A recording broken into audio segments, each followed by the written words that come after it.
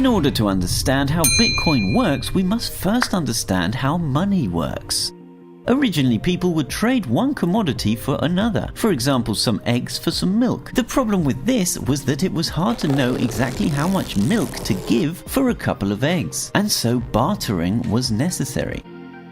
To overcome this problem, people started trading in a common commodity that everyone needed and used, such as salt or gold. But this had the problem that you couldn't carry huge amounts of salt or bars of gold around with you. To overcome this, banks and governments offered to keep your gold for you and give you some paper bills in return. If you had 100 paper bills worth of gold, you could give one to someone else without having to shave a bit off your gold bar. And if you wanted your bar back, you gave 100 bills back to the bank. The gold gave the paper its value. Over time, governments decided that they would vouch for the paper bill's value. And since the government said a piece of paper with $1 on it was worth $1 and would always be, everybody accepted that that piece of paper was worth $1, trusting in the value the government gave it rather than the value the gold gave it. There are two main problems with this though. One, all money is centralized and requires this central power to control it and issue it, which creates the possibility of manipulation and corruption. Number two, it's unlimited. The government can print as much as it wishes. However, the more bills they print, the less each bill is worth.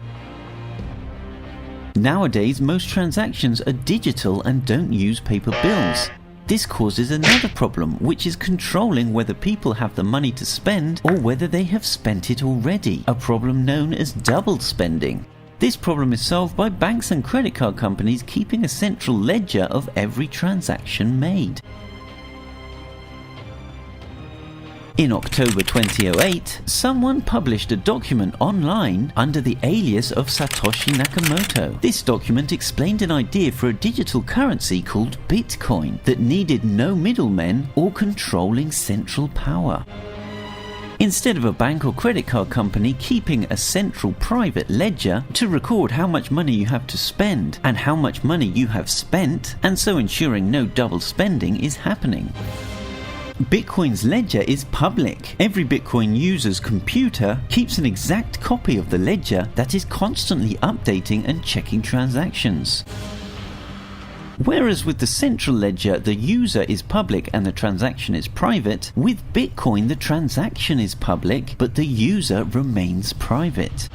This anonymity means no central body can control the individual's assets or know what they spend them on.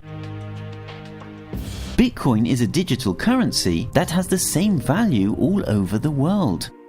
Instead of a government saying $1 is worth $1 and thus giving it its value, people give Bitcoin its value. The more people want Bitcoin, the greater the demand and so the greater its value.